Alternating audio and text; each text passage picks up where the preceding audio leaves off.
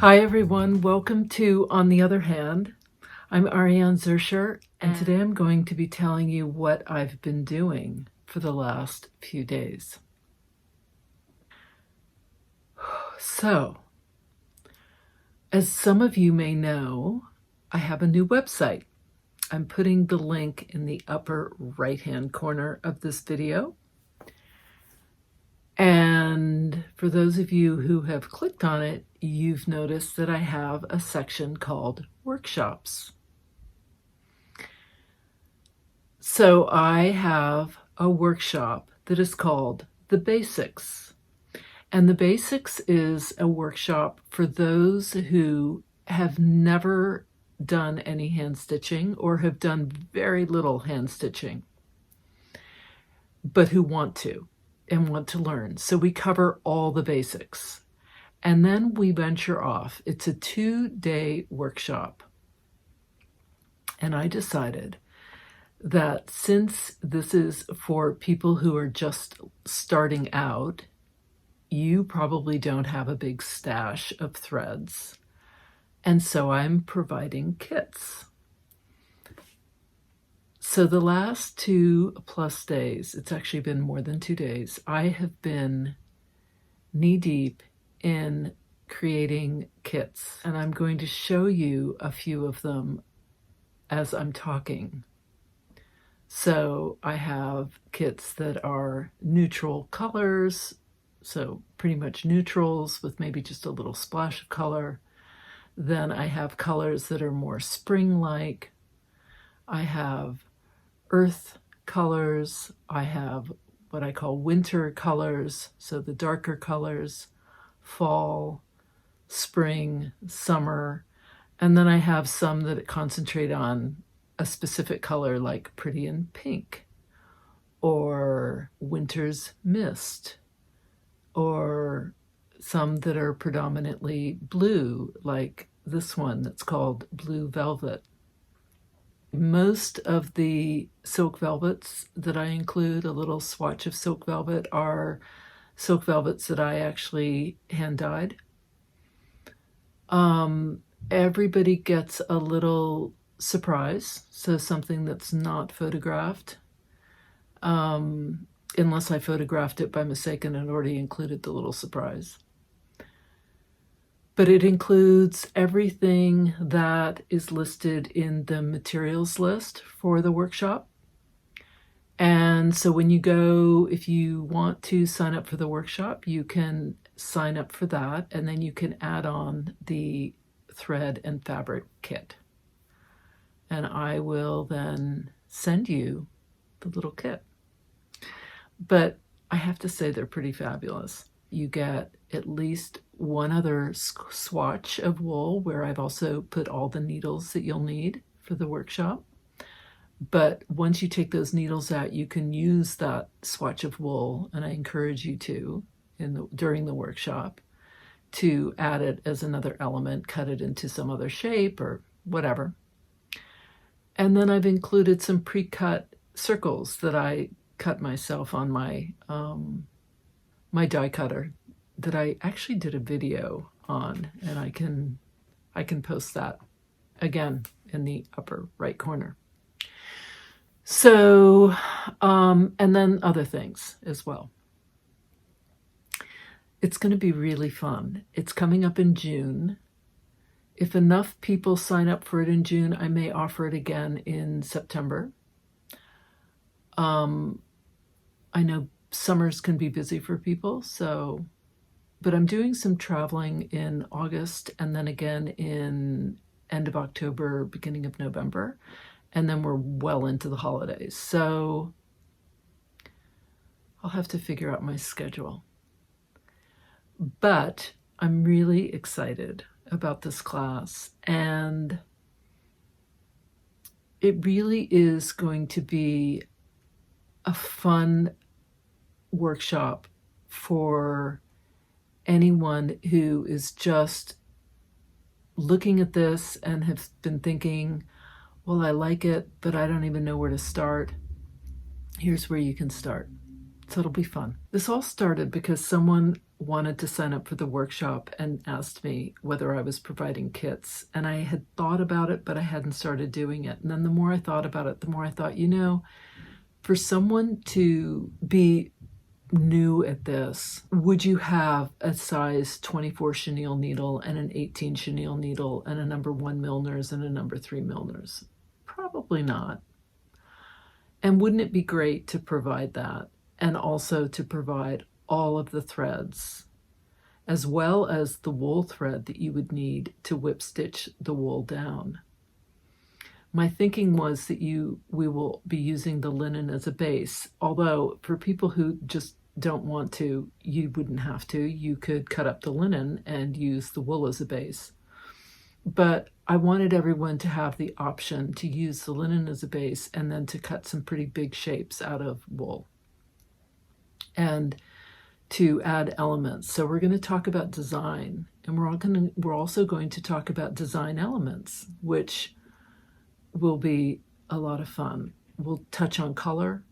We'll discuss the different size needles and why you would use one over another.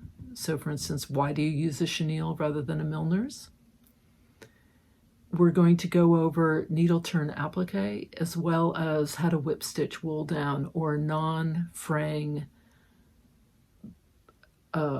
materials such as cork, which I've also provided in the kit.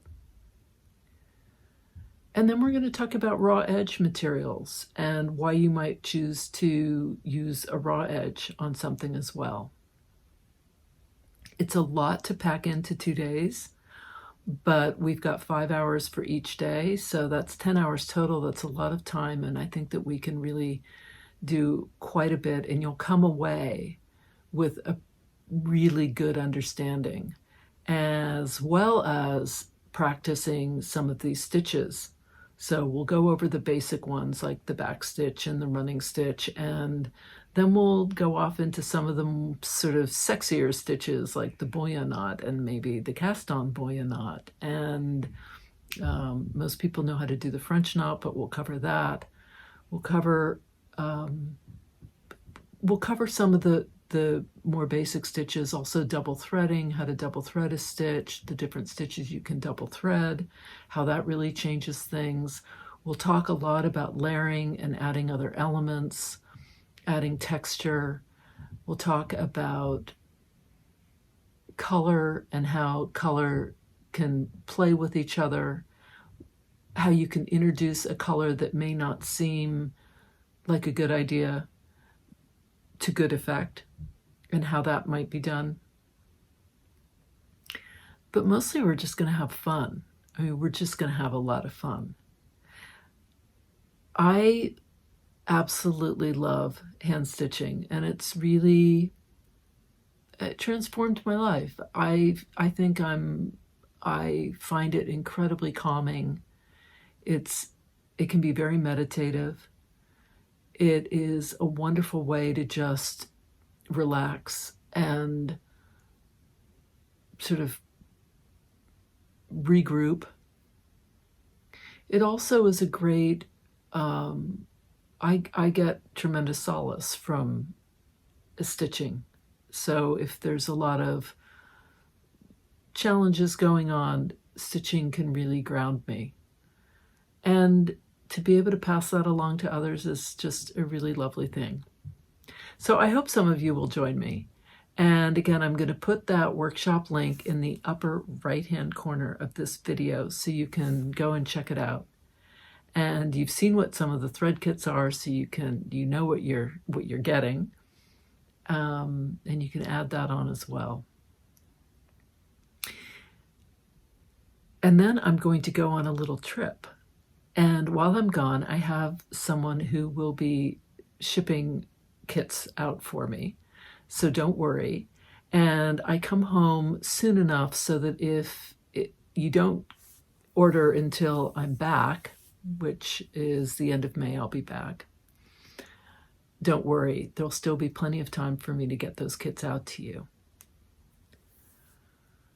So I hope this is welcome news for those of you who have been just watching but not stitching yourself. And maybe this will give you the little push that you need to start doing some stitching. So this is what I've been doing, putting together thread kits for my basics workshop. I got way too obsessive about it and spent a lot of time picking out all the different threads and velvets and dupioni silks that would match and would look nice. And each kit has a little piece of cork. Each kit has the wool applique thread to whip stitch down your wool shapes. Each kit has some circles in it. Each kit has one big 6.5-inch wool piece and then a larger 7.5 piece of linen. And lots of little, like this is a hand-dyed velvet that I did.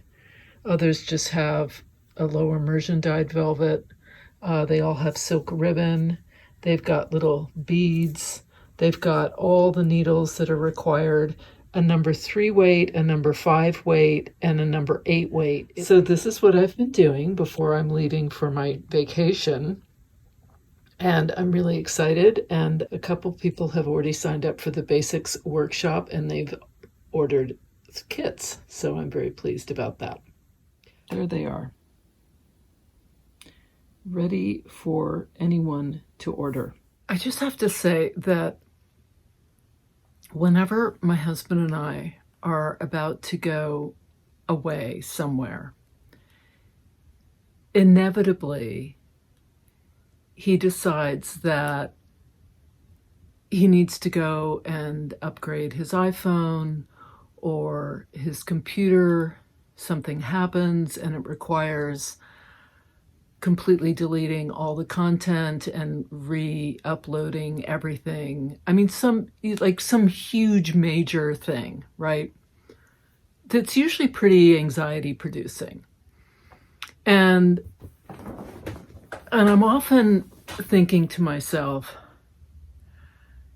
this is such a bad idea. I mean, first of all, the days of relaxed travel are no longer, right? I mean, the days when you could just sort of drive up to the airport, friends could park at the curb, come in with you, hang out at the gate, wave you on to the airplane. Remember those days? Remember when you could, it was like a party on the airplane. I mean, I remember flying to LA with friends. And it was literally a party. From the moment we left our house to go to the airport, got on the airplane, and you would go to get your plane 10 minutes before it was due to leave, and you'd still get on the flight because you just run through the terminal to the gate and get on. Did that even actually really happen? I mean, remembering stuff like this just makes me feel so old. I mean, that really was the deal. Flying was not stressful the way it is now.